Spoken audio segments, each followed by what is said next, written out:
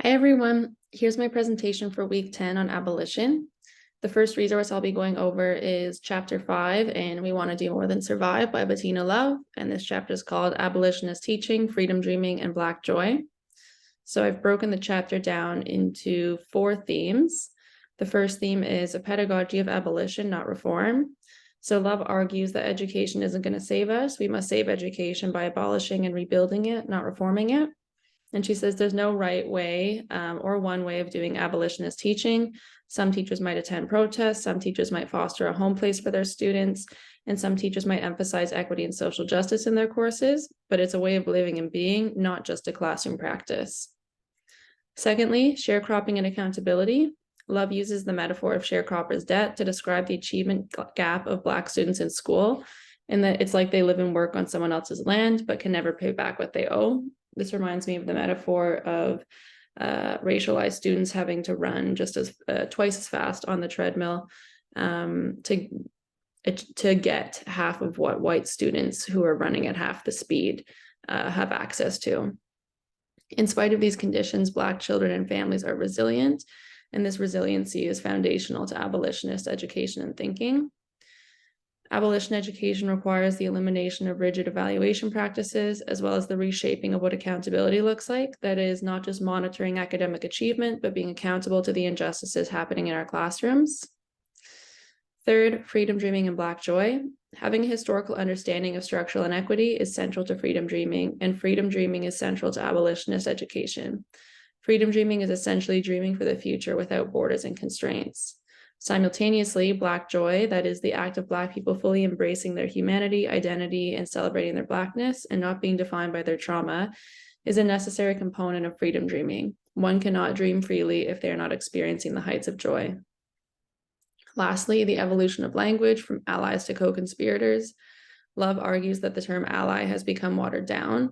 It doesn't mean much, and it doesn't take much to be one. Allies might claim to stand in solidarity with Black folks without actually questioning their privileges and whiteness, without decentering their voices, and without actually having relationships with racialized people, without actually, as we say, doing the work. Co-conspirators, on the other hand, understand the structural implications of whiteness and are willing to use their privilege and power to lift up racialized people. Co-conspiration is active. It is not just a label one can cling to. The second resource is the Abolition Geography podcast with Ruth Wilson Gilmore. A lot of the same themes are discussed, but through more of a geography lens, because that's Ruthie's discipline. So Ruthie makes a distinction between abolition and reform. Real change will not happen, she says, unless we abolish and completely rebuild the social order, very similar to what Love was saying about education. So, for example, Ruthie says that while the slave trade was abolished in the 19th century by the British Empire, slavery was not. It was just reconfigured into different forms of labor in cities and mines, and not to mention through the new Jim Crow in the US. To do abolition work, Ruthie says, we must look into the past and not just ask what, but why. So she uses the example in geography of not just asking where is Nebraska, but why is Nebraska? How did it come to be?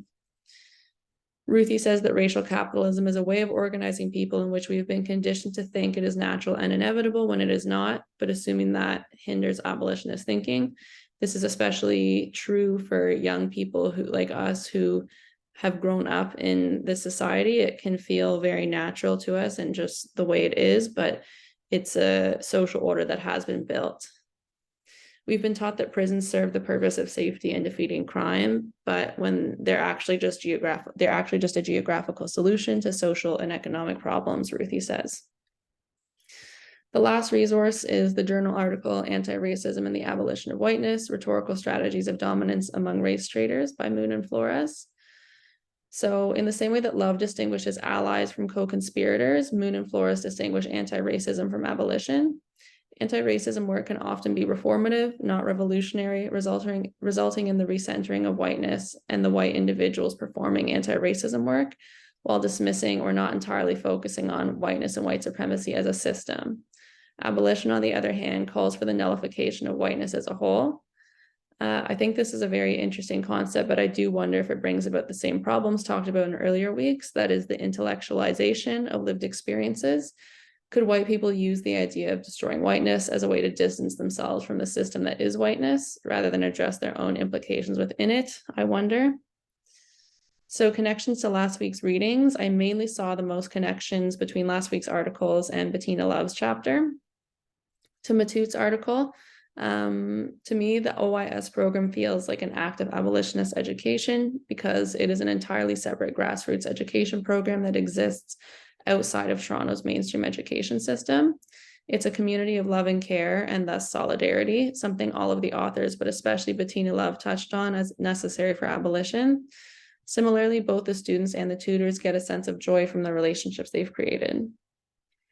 Connections to Ali Zai's article. I think that the devoutness that Muslim post-secondary students felt as a result of the Islamophobia that they experienced reminds me of the resilience in the face of adversity that Bettina Love was discussing. It also reminds me of the concept of Black joy, that is, Muslims remaining committed to and celebrating their identity despite the hate and discrimination they experience. That's all. I'm going to attach these notes to my Pepper post. I was going to do a presentation, and when I started making it, I found it really difficult to make any of my notes here more concise. I had a much larger document when I was going through the readings initially, and this was as concise as I could get them, and I felt that it was hard to cut out anything further and for the sake of it looking concise on a slideshow.